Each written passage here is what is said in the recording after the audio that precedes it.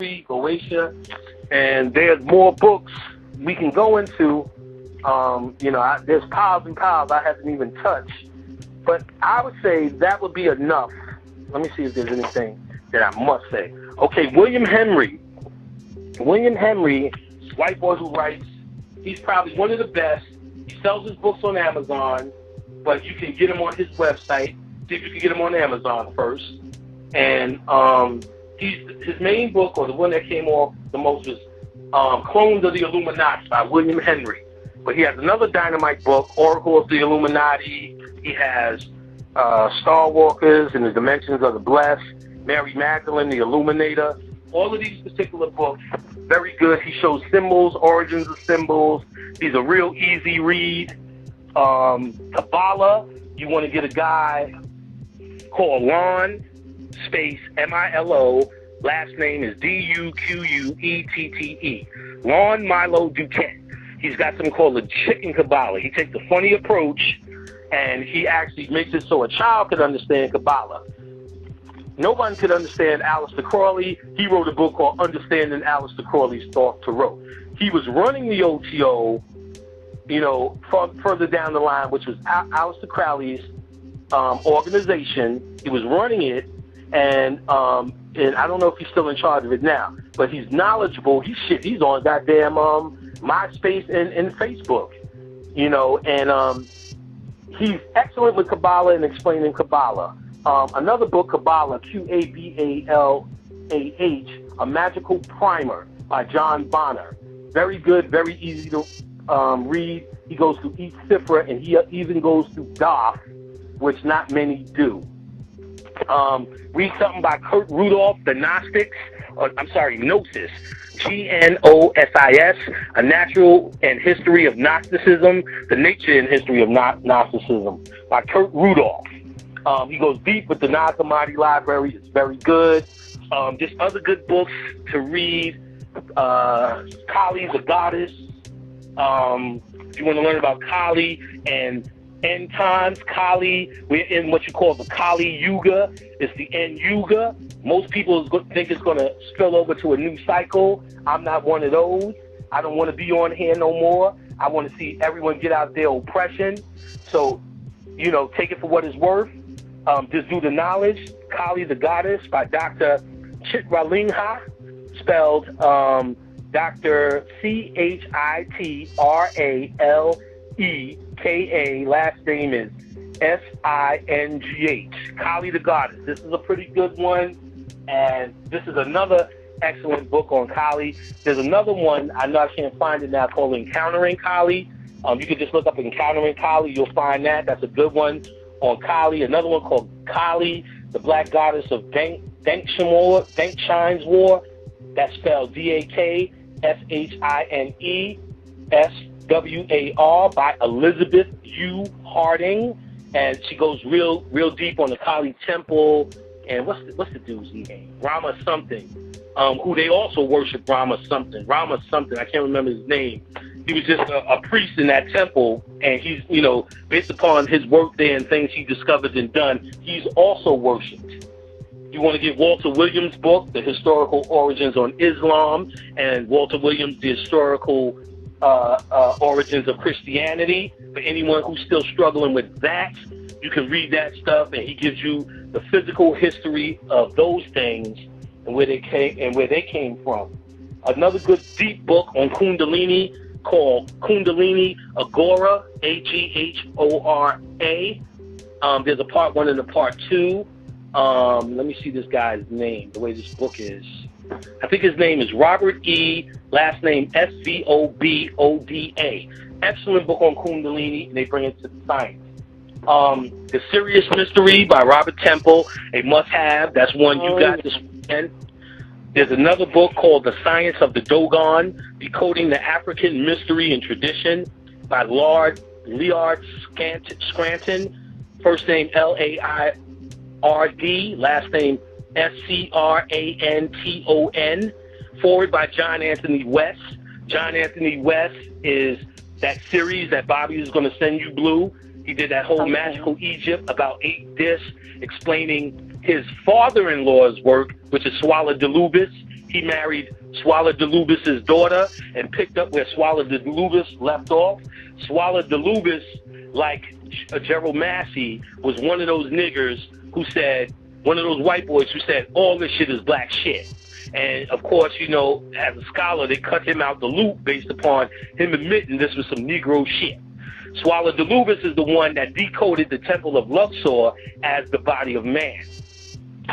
John Anthony West picks up on that in his series, and he's a respected Egyptologist who admits that Negroes are very key in this.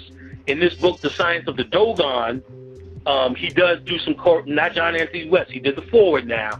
Lars Scranton does some correspondence between the Ogdad, those 8 deities from 8 master deities from Egypt, and the 8 that's in the Dogon mysteries. So that's a very good book.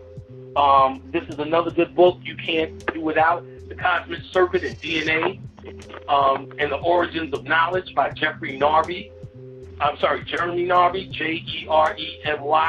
Nardy.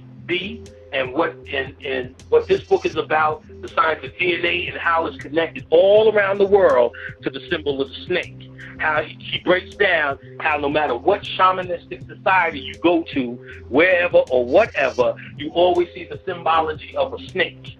And this snake basically represents the DNA. Now he also gets down with the hallucinant drugs, and he shared in those experiences, and what he noticed was that everyone has basically the same experience. They meet this cosmic snake, which is the representation of your soul. And from this, they gain light or they gain illumination. And this particular illumination is you discovering your soul, or another methodology for discovering your soul. In fact, the brother Kalindi has a whole tape, DMT, I think it's called DMT and the Spirit Molecule, where he explains one of the last initiations in the Temple of Luxor, the Temple of the Body of Man. When you get to the head, they start experimenting, or I don't want to say experiment, they start dealing with revelations in these hallucinogenic drugs with the lotus, and the deepest one is the black lotus. So realization was through these hallucinogenic drugs. And also, if you notice, Aleister Crowley told all his people, get on drugs, because that's a surefire way to get to this illumination. Ron Malo Duquette, again, he's got a good book if you can get it, Angels, Demons, and Gods of the New Millennium. He drops very heavy. He's got books on sexual magic as well. He's a very informed white boy, in our sciences. A book that I think no one can do without, you can go to the IsisThesis.com. The book is called The Isis Thesis, a study in decoding 870 ancient Egyptian signs by Judy K. King. She goes through the Book of the Dead, the Book of the Coffin, all of these books, and decodes it. It's so complicated. She brings it down to the bacteria level, the DNA level, the cosmic level, the spiritual journey level. They did all of this in the movie, the Pirates movie, when they dropped on Davy Jones' locker. All of that shit straight out from the Book of the Dead. The book is a bit complicated, but she gives a companion book with it in story form to understand the main book. The companion book is called The Road from Orion, a surreal story in supporting the Isis Thesis. Judy K. King, IsisThesis.com. I would say that's a must-have. No matter how long it takes you to read that, read this. Another good book to have, and I'm going to stop giving out the books in 3 minutes when it's 8:55, or you can stop me. Signs and Symbols of the Primordial Man. The Evolution and Religious Doctrines from the Eschatology of Ancient Egypt. And this is by Albert Churchward. And this introduction is by John Hendrick Clark. So Dr. Clark gave the introduction in this book, and this book is thorough with symbols and signs from the ancient thing. And if you remember, I told you the key to this is to understand symbols. When you start to understand symbols, and a symbol says 1,000 words, you're looking for the 1,000 words that one symbol says to you.